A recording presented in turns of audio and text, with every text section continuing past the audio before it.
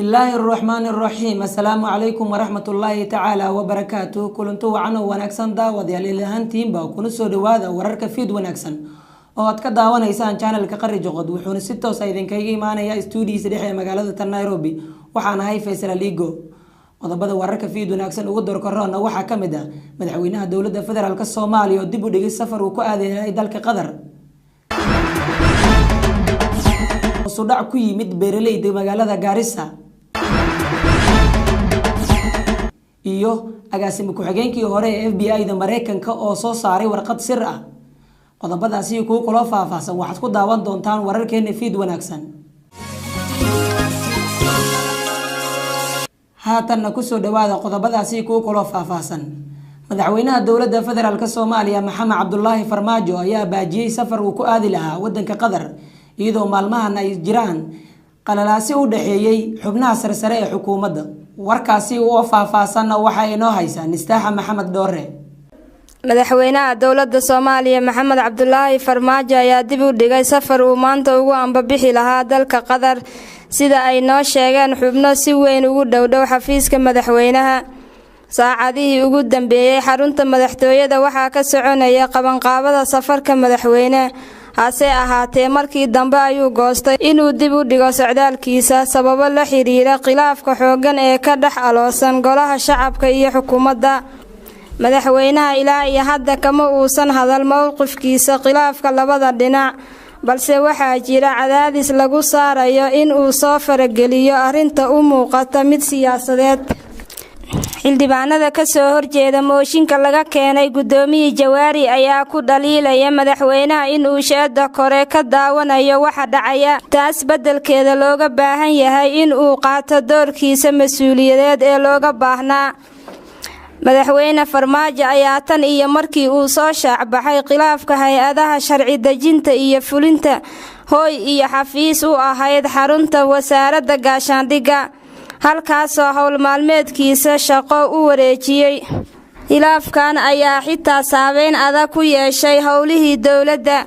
iyadoo aad moodo in uu mashquul lagu wada yahay kulamo iyo shirar iska soo horjeeda oo ay qayb ka yihiin xubnaha ku jira labada gole ee dawladda beeraleyda magaalada Garissa ayaa waxa soo wajahay dhibaatooyin ka dhashay roobka waxaana hoos u dhac ku yimid wax soo saarkoodii warkaasi oo faahfaahsan waxa magaalada Garissa nooga soo diray Bashiir Daahir Balal magaalada Garissa ayaa waxa ku yaalo beero waaweyn oo lagu tabco qudaarta noocyadeeda kala duwan oo ay dad badan noloshooda ku maareeyaan mar aan booqanay beeraha magaalada Garissa ayaa waxay indhaheenu qabanayeen beeraha oo intooda badan haatan si wanaagsan u baxaya waxaana qudaarta xilligan beeraha ku tabcan kamid ah mooska cambaha liimaha yaanyada qaraha iyo qudaar kale mid kamid ah beeraleyda ayaa channelka Qarri Joqod u sheegay inay jiraan qaar kamid ah noocyada qudaarta oo aan sanadkan soo go'in waxaana kamid ah yaanyada iyo qaraha oo asna aanan u soo go'in sidii loo baahnaa xagaagan abuurana jiilaalka waqtiga roob la soo galana waan ka baxnaaba waayo waan xabsanaynaa marka waqtiga wax ka helido waqti aad si bixayso goorma meel ka gaaris roobka ma ahan waa biyaha fataa oo la soo sii daynay roobka korka imaadka ah waxba kaama goynay waxan buu ku galay dibka imaana waa biyaha sidoo kale wuxuu sheegay in haatan ay si wanaagsan u baxayaan beeraha isla markaana sanadkan uu ka roon yahay sanadadii hore beeraleyda magaalada Garissa ayaa dhanka kale waxay ka cabanayaan dhibaatooyin fara badan oo haysta waxaana kamid ah biyo la'aanta xilliga abaaraha fatahaad xilliyada roobka iyo ayagoon haysanin qalabka casriga ah ee wax soo saarkooda ka saacida Bashiir Daahir Balal barnaamijka fiid wanaagsan magaalada Garissa wasiirka wasaaradda gaashaandhigga xukuumadda federaalka Soomaaliya Maxamed Mursal Sheekh ayaa sheegay in ay dagaal adag ku qaadayaan kooxaha ka soo horjeeda dawladda warkaasi oo faahfaahsan waxa ay noo haya Afakaada Maxamed Axmed wasiirka wasaaradda gaashaandhigga xukuumadda federaalka Soomaaliya mudane Maxamed Mursal Sheekh Cabdiraxmaan oo waraysi uu siiyay warbaahinta ku sheegay in dhawaan la bilaabayo howlgal ka dhan ah maleeshiyaadka al-shabaab oo dalka lagaga saarayo mudane Maxamed Mursal Sheekh Cabdiraxmaan wasiirka wasaaradda gaashaandhigga xukuumadda federaalka Soomaaliya ayaa tilmaamay in isbedel lagu sameeyay hoggaanada taliska xoogga dalka si loo dardargeliyo howlgalka maleeshiyaadka al-shabaab maadaama go'aanka dowladda federaalka Soomaaliya uu yahay guud ahaanba dalka in laga xoreeyo al-shabaab. wasiirka ayaa sheegay in howlgalkani uu ka duwan yahay kuwii hore maadaama uu gulufkan dagaal hogaaminayo madaxweynaha Jamhuuriyadda Federaalka Soomaaliya Mudane Maxamed Cabdullaahi Farmaajo isaga oo tilmaamay inuu dhamaaday waqtigii ay maleeshiyaadkani si dhibaateyn lahaayeen ummadda Soomaaliyeed. Dowladda Federaalka Soomaaliya ayaa dadaalo xoogan ku bixinaysa sidii al-shabaab looga saari lahaa deegaanada wali lagu tuhmayo dalka ayna dadka ku dhibaateeyaan,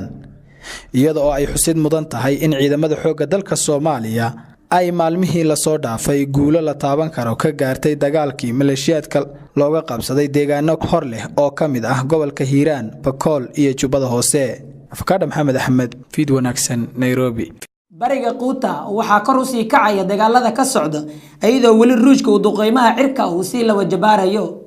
warkaasi oo faahfaahsan waxa inoo haya Sadiiq Maxamed Kilaas. militariga dowladda Ruushka waxa uu sheegay in dadka rayidka ay isaga qaxayaan bariga magaalada Quuta.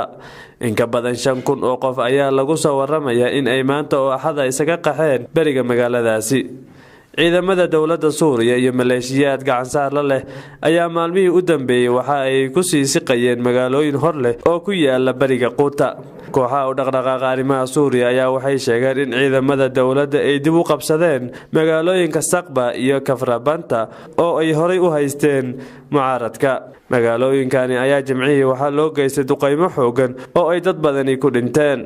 dagaal culus oo muddo bil ah ka socday bariga Quuta ayaa waxaa haatan la sheegayaa in dowladda Suuriya ay la wareegtay 70% koobihii ay gacanta ku hayeen mucaaradka. sidoo kale 10,000 oo qof ayaa ka qaxay weerarada ay ciidamada Turkiga ka wadaan magaalada Afrin ee dalka Suuriya. xeebaha dalka Giriiga ayaa waxaa ku dhintay muhaajiriin qiyaastooda ay gaarayso ilaa 14 qof, waxaana dadkaasi ka mid ah 4 caruur ah. warkaasi oo faahfaahsan waxa inoo haya Siciid Gadaf Galeer. dowladda Giriiga ayaa faahfaahin dheeraad ah ka bixisay dad muhaajiriin ah oo ku dhintay xeebaha dalkeeda. saraakiisha ciidamada ilaalada xeebaha ee dalka Giriiga ayaa sheegaya in ugu yaraan 14 qof oo muhaajiriin ah oo ay ku jiraan 4 caruur ah ay badda ku dhinteen kadib markii dooni ay saarnaayeen ku degtay badda u dhaxaysa Turkiga iyo Giriiga, kuwaasi oo ku sii jeeday qaaradda Yurub. wararka ayaa sheegaya in doonida ay saarnaayeen dad kor u dhaafaya 20 qof iyadoona dadkaasi qaar weli la la'yahay, balse waxaa socda baadi goob loogu jiro dadkaasi sida ay sheegayaan ilaalada xeebaha Giriiga.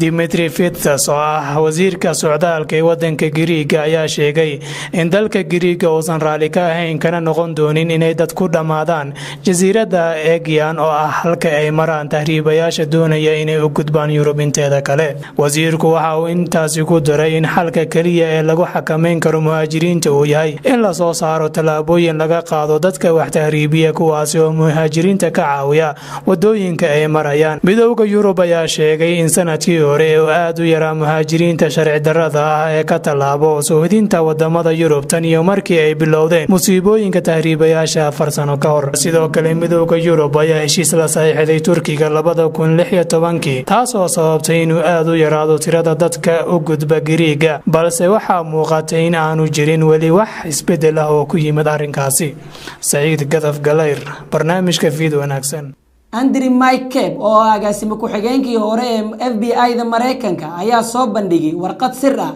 taasoo ku saabsan wada sheekaysiga dhaxmaray isaga iyo madaxweynaha Mareykanka Donald Trump. warkaasi oo faahfaahsan waxa inoo haya Axmed Yuusuf Sheekh Cabdi. agaasimo ku-xigeenkii hore ee laanta dambi baarista Mareykanka Andrew McCabe ayaa soo bandhigay warqad sir ah oo ku saabsan wada hadal dhex maray isaga iyo madaxweyne Donald Trump taasoo ku saabsan faragelinta la sheegay in Ruushka uu ku sameeyay doorashadii ka dhacday Mareykanka sanadkii 2016. warbaahinta Mareykanka ayaa ku soo warantay in warqadani sirta ah ay sii xoojin karto wararka sheegaya in madaxweyne Trump uu baalmaray sharciga. baaritaanada ku saabsan faragelinta Ruushka ayaa waxaa hogaaminayay Robert Mueller oo horay uga tirsanaa FBI-da, waxaana ilaa iyo imika uu xusay 19 qof oo la rumaysan yahay inay ku lug leeyihiin eedeymaha ka dhanka ah Ruushka. McCabe ayaa in muddo ah waxaa ku socday baaritaano hoose oo ay samaynaysay laanta dambi baarista. waxaana Cape uu xilka agaasime ku-xigeenimo dhinaca uga istaagay bishii Janaayo ee sanadkan si loo soo gabagabeeyo baaritaanada ku socda. Xeeladaha guud ee Mareykanka Jeff Sessions oo shaqada ka eriyay Mr. Andrews ayaa waxa uu sheegay in kadib markii la soo gabagabeeyay baaritaanada qotada dheer lagu ogaaday in Cape uu warbaahinta u gudbiyay waxyaabo aan loo amrin oo aan waxba ka jirin. Trump ayaa horay u dhaleeceeyay ficilada Mr. Cape waxaana uu sidoo kale soo dhaweeyay tallaabada uu xeer ilaaliyaha Mareykanka shaqada kaga eriyay ninkan. Wararka ayaa sheegaya in Mr. Cape uu kaydiyay macluumaad ku saabsan kulanka dhex maray isaga iyo Trump iyo agaasimihii hore ee FBI-da ayaa soo shaacbaxay maalintii Sabtida ahayd. Comey ayaa cadeeyay in madaxweyne Trump uu ka codsaday inuu daacad u noqdo isaga sidoo kalena uu meesha ka saaro baaritaanadii ku socday la taliyihii hore ee Trump ee dhanka ammaanka Michael Flynn. Comey oo ka hadlay tallaabada shaqada lagaga eriyay ayaa sheegay in uusan samaynin wax khalad ah. qodobkaasi ayaa ugu dambeeyay daawadayaal wararkeennii fiid wanaagsan. intaan warar ka lamid ah ku kulmi doono waa dhammaan bahdii qarri joqodo idin leh sidaas iyo amaano Allah.